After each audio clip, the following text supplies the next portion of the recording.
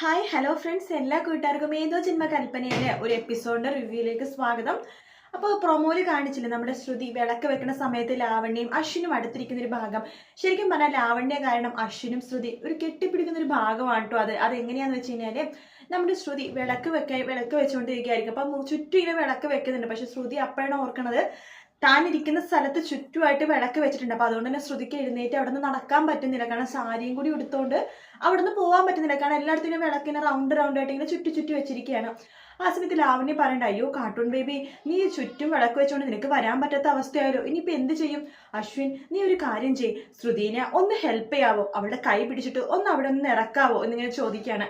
അപ്പോഴേക്കും ലാവണ്യക്ക് ഒരു കോൾ ഉണ്ടല്ലോ, ലാവണ്യ അപ്പുറത്തേക്കിനെ പോകുവാട്ടോ.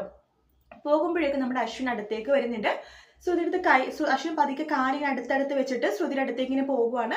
പോയിട്ട് ശ്രുതിയുടെ കൈ ഇങ്ങനെ പിടിക്കുന്നുണ്ട്. പിടിച്ചിട്ട് പതുക്കെ ശ്രുതിനെ ഇങ്ങനെ പതുക്കെ പിടിച്ച് ആ വിളക്കിന്റെ അവിടെ നിന്ന് ഇങ്ങനെ പതുക്കെ പിടിച്ചും കൂടെ കൊണ്ടുവരുമ്പോഴേക്കും പെട്ടെന്ന് ശ്രുതി അറിയാണ്ട് അശ്വിന്റെ മേത്തേക്ക് ഇങ്ങനെ വീഴുമ്പോഴേക്കും അശ്വിനും ഇങ്ങനെ കുറച്ചേരം ശ്രുതിനെ ഇങ്ങനെ പിടിച്ച് നിൽക്കുന്നുണ്ട്. അവരിങ്ങനെ പരസ്പരം മുഖത്തോട് മുഖം നോക്കിയിരിക്കുകയാണ്.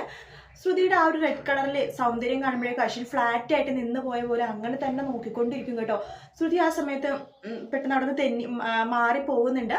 അതിനുശേഷമാണെങ്കിൽ അശ്വിനാണെങ്കിൽ ശ്രുതിയുടെ പുറകെ തന്നെയായിട്ടും ഇങ്ങനെ നടക്കണത്. പിന്നീടാണ് ആ ശ്യാമിന്റെ സീൻ കാണിക്കുന്നത്. ശ്യാം അതൊരു അടവെടുക്കുകയാണ്. ശ്യാമിന് പൈനാപ്പിൾ കഴിച്ചാൽ അലർജി വരും. മനഃപൂർവ്വം അടുക്കളയിൽ പോയിട്ട് പൈനാപ്പിൾ കഴിക്കും. അപ്പൊ അലർജി ഉണ്ടെന്ന് പറഞ്ഞിട്ട് ശ്യാം ഓടിപ്പോയിട്ട് മുകളിൽ പോയി കിടക്കും.